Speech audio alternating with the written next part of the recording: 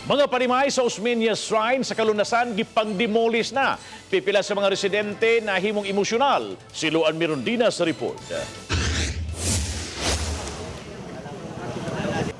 Bit-bit ang mga placards. Nagtapok daplin sa karsada ang nagpuyo sa Osmeña Shrine aron babagan unta ang pag-abot sa prevention, restoration, order beautification enhancement kon probe. Matod ni Benji Ibalyena, presidente sa Association of People's Initiative, nga human gibasura sa korte ang ilang gipangayong temporary restraining order misang at og motion for reconsideration ang ilang abogado. Nagtuo sila nga ang paguba sa ilang panimay nakalapas sa balaod. We will not make any harsh moves, okay? If maabot sila, pagkikistoryahan mo magtarong. If dili na mo madag istorya, then they can do whatever they want. Ingon ni attorney nga pasigdae lang, and then we will let them or have us video them. Pipila ka gutlo, miabot si Raquel Arce, pangu sa probe o gipasabot ang mga mulupyo sa ilang trabaho. Sa pagkakaroon kung wa kay ikapakita ana, we will proceed on our Pero clearing ma'am, operation. ang among abogado padong sa diri.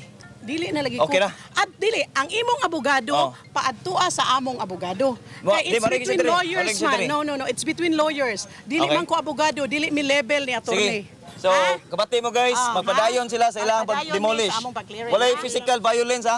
Padulong sa attorney diri. Way nahimo ang mga nagpuyo sa dapit, gawas na lang sa pagtanaw sa pagguba sa ilang mga panimay. Usa sa emosyonal si Marlene Sueco, 33 anyos, factory worker nga mitukod sa iyang panimay sulod na sa 4 ka buwan nga nagsilbi na usab nilang tindahan nga gamay. Ito, tabangan ko sa isuon, ilon taon siya, aron kuan niya, 2 ka tuig ba ay paso, dugay kay mahuman.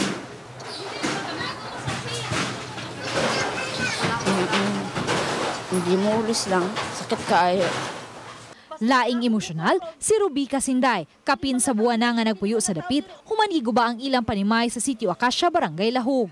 Iyang gipadayag ang iyang pagmahay sa mga opisyal sa City Hall, human mipirma sa Covenant of Support nga gilagdaan nila ni Mayor-elect Tomas Osmeña og sa mga sakop sa BOPK, uban sa saad nga tabangan sila nga makaangkon og titulo sa luna. Nya karon sa panahon nga kami na nagkinahanglan, wala gyud sige katabang namo.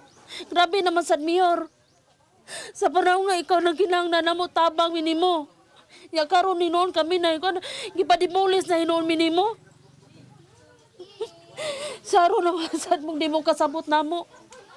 Giangko ni Acting Mayor Margot Osmeña nga usa siya sa mga milagda sa Covenant of Support apan wa malakip niini ang Osmeña Shrine. It doesn't say there that the covenant says that you can now move into Osmeña Shrine. Right? Luan Mirondina, Balitang Bisda.